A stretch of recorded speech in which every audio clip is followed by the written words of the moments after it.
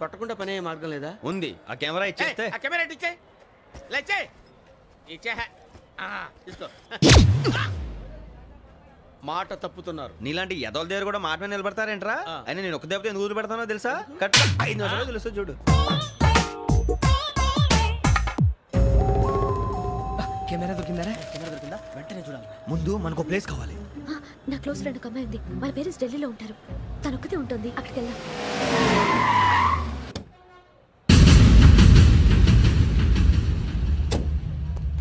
గజాల ఇక్కడ ఆడున్నాడు సార్.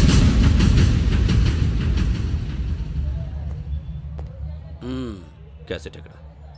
లేదు. Don't irritate me. Give me the cassette. లేదని చెప్పాను కదా, ఎన్నిసార్లు చెప్పాలి నీకు? ఏంట్రా కొడతావా? కమాన్ కొట్టు.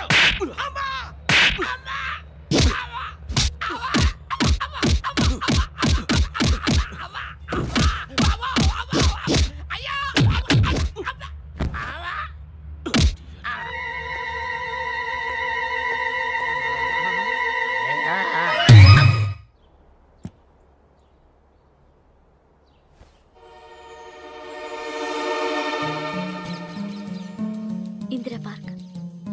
నాన్నగారు వాకింగ్ అక్కడికే వెళ్ళేవారు. అక్కడ రకరకాల పక్షుల్ని కెమెరాతో రికార్డ్ చేసేవారు. ఈ ఒక్కసారి ఎక్స్క్యూజ్. ఇది నీకు ఫస్ట్ టైం కాదు. ఒక ఇన్నోసెంట్ స్టూడెంట్ ని నీ పర్సనల్ వెంజెన్స్ తీర్చుకోవడానికి నక్సలైట్ అని ముద్ర వేసి చంపేశావు. అది నాకు తెలుసు కూడా నువ్వు నా ఫ్రెండ్ అని చెప్పి ఎక్స్క్యూజ్ చేశారు. ఈ నకిలీ స్టాంపులు కుంభకోణం దేశంలో ఉన్న పెద్ద ఇష్యూ అయింది. మన రాష్ట్రంలో మినిస్టర్ అరెస్ట్ చేశారు. కర్ణాటకలో పొలిటీషియన్స్ తో పాటు పెద్ద పెద్ద ఆఫీసర్స్ అరెస్ట్ చేశారు. మహారాష్ట్రలో ఎన్కౌంటర్ స్పెషలిస్ట్ దయానాయకనే వదలలేదు. అసలు మొట్టమొదటిసారి అబ్దుల్ కరీం తిరిగి మీద 1999 ఆగస్టులో బేగం బజార్లో కేసు నమోదైంది.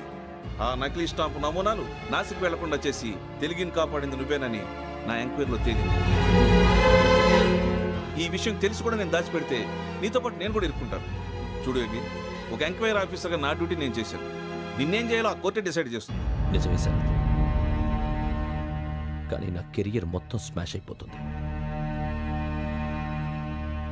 Try to cooperate. సారీ, నన్ను ఇన్ఫ్లుయెన్స్ చేయడానికి ట్రై చేయొద్దు. I'm going to submit my report today. Let me do my duty.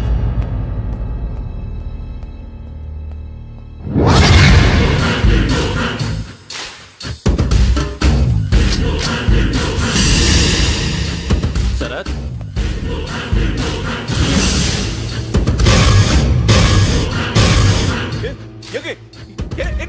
నీ సిన్సియారిటీకి మెచ్చి నేనిస్తున్న ప్రమోషన్. నక్సలైట్ల చేతుల్లో హతమైన శరత్ కుమార్ ఐపీఎస్. రేపు నువ్వు న్యూస్ చూడలేవు కదా, అందుకే అడ్వాన్స్ గా న్యూస్ చెబుతున్నా. వెంకీ, వాడిని ఎక్కడో చూశానని చెప్పాను కదా, మా ఫ్లాట్స్ లోనే చూసాను. ఎప్పుడు? అదే మేము ఊరెళ్ళే రోజు. మీరుండే ఏరియా ఏ పోలీస్ స్టేషన్ లిమిట్స్ లోకి వస్తుంది? లక్టీ కపూర్.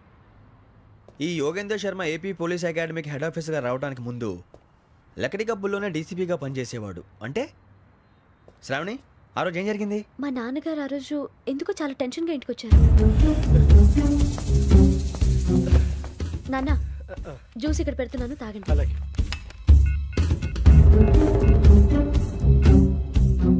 నేను ఇప్పుడే షాప్కి వెళ్ళొస్తాను. Hello, DCP here. నా పేరు ప్రసాద్ రావు, లక్డీ కపుల్ నుంచి మాట్లాడుతున్నాను.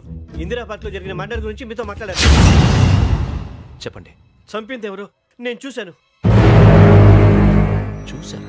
మార్నింగ్ వాక్ లో బర్డ్స్ రికార్డ్ చేస్తుండగా మర్డర్ చూశాను. అదంతా నా హ్యాండ్ క్యామ్ లో రికార్డ్ చేశాను. ఆ క్యాసెట్ ఎక్కడుంది? నా దగ్గరే ఉంది సార్. మీది విషయం ఎవరికైనా చెప్పారా? లేదు సార్, ఫస్ట్ మీకే ఫోన్ చేశాను. ఇది చాలా సెన్సిటివ్ కేస్. ఇందులో పెద్ద పెద్ద వాళ్ళు ఇన్వాల్వ్ అయి ఉన్నారు. మీరు ఈ టాపిక్ ఎక్కడా డిస్కస్ చెయ్యొద్దు. ఎవరికి ఈ విషయం గురించి చెప్పొద్దు. ఆఖరికి మీ ఇంట్లో వాళ్ళకు కూడా. లేకపోతే మీ ప్రాణాలకే కాదు, వాళ్ళ ప్రాణాలు కూడా ప్రమాదం. అలాగే సార్. మీ అడ్రస్ చెప్పండి. Flat number 418, Arun apartments, opposite to Niloufer hospital, beside petrol bunk, Lakdi Kapul. మీరు అక్కడే ఉండండి. I will get in touch with you. Shravani, అమ్మ శ్రావణి, శ్రావణి.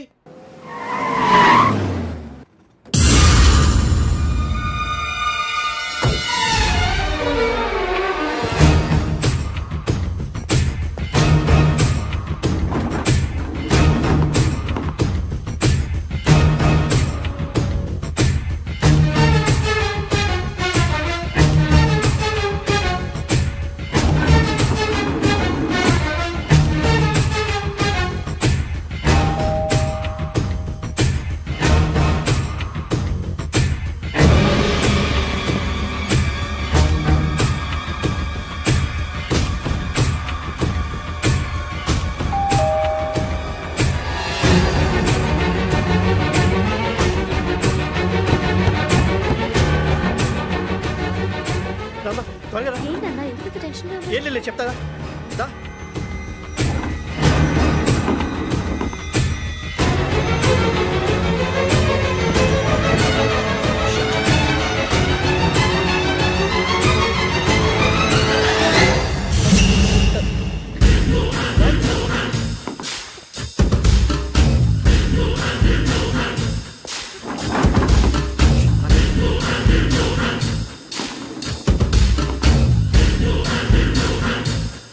నాన్న ఏంటి ఏమైంది? ఏం లేదు శ్రావణి, ఇవాళ మనం మన ఊరు వెళ్తున్నాం. ఆయన చూసిన నేరాన్ని పోలీసులు చెప్పాలనే కంగారులో హంతకుడికి వివరాలన్నీ చెప్పేశారు. మీ ఫ్లాట్ ముందు యోగేంద్రని చూసి భయంతో మీ నాన్నగారు మిమ్మల్ని ఊరికి తీసుకెళ్ళిపోయారు. వచ్చేటప్పుడు కూడా యోగేంద్ర హంతకుడని తెలియక మీ బెర్త్ నెంబర్స్ వాడికి ఇచ్చేశారు. బెర్త్ నెంబర్స్ మారటం వల్ల మీ నాన్నగారితో పాటు ఆ అమ్మాయిని చంపేశాడు. వాడిని వదలకూడదురా. ఈ క్యాసెట్ మన దగ్గర ఉండగా వాడు తప్పించుకోవడం కష్టం. కానీ ఈ సాక్ష్యాన్ని పోలీసులు అందచేద్దామంటే ఈ కేసు డీల్ చేస్తున్న డీసీపీ భరత్ వాడికి చాలా క్లోజు. పోనీ మనం గవర్నర్ని కలిస్తే? వాట్? గవర్నర్ అపాయింట్మెంట్ తీసుకున్నారా? అవును సార్, వాళ్ళ దగ్గర ఎవిడెన్స్ ఉందట. పోలీస్ డిపార్ట్మెంట్ మీద నమ్మకం లేక గవర్నర్ రిక్వెస్ట్ చేస్తే రేపు హాలిడే అయినా స్పెషల్గా కన్సిడర్ చేసి అపాయింట్మెంట్ ఇచ్చారు.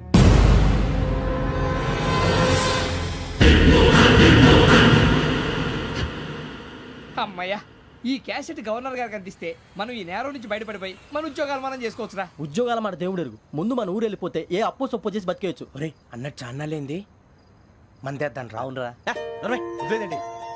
ఓ మందంటే ముందుండేవాడు శ్రావణి గారు మిమ్మల్ని చూసి భయపడుతున్నాడు. నాకు భయపడుతున్నాడా? మందు కొట్టక ముందు ఈడు అందరికి భయపడతాడు, మందు కొట్టిన తర్వాత ఈడికి అందరు భయపడతారు. అది తెలుసు. అబ్బే ఇప్పుడు అలాంటివి ఏం జరగవండి. కాకపోతే ఈ మధ్య కొంచెం టెన్షన్స్ ఎక్కువై మీకు తెలియదే ఉందండి. ఈ ఒక్కసారి కాదనకండి ప్లీజ్ అండి, చెప్పరా. ఈ ఒక్కసారి సరే హ్యాపీగా తాగండి, నాకేం ప్రాబ్లం లేదు. వద్దురా, ఆడపిల్లల ముందు మన తాగడం పద్ధతి కాదు, అది నాకు ఇష్టం ఉండదు. హలో, మీతో పాటు నాకు ఓ వైన్ బాటిల్ పట్టుకురావడం మర్చిపోవద్దు. వస్తానంటే నేనంటానా, వస్తానంటే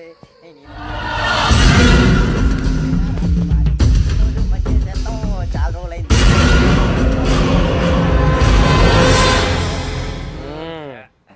కడుపు నిండా తాగి ఎన్నాళ్ళైందిరా? తాగి చాలా రోజులు అయింది కదా, కొంచెం కళ్ళు తిరుగుతున్నా. నాకు మాత్రం జరగట్లేదు. నీకెందుకు తిరుగుతాయి? నువ్వు మామిలాడువా? అబ్బాయి ఏంకి నీకు ఎంత కావాలంటే అంత తాగు, కానీ తాగినట్టు మాత్రం ఉండు.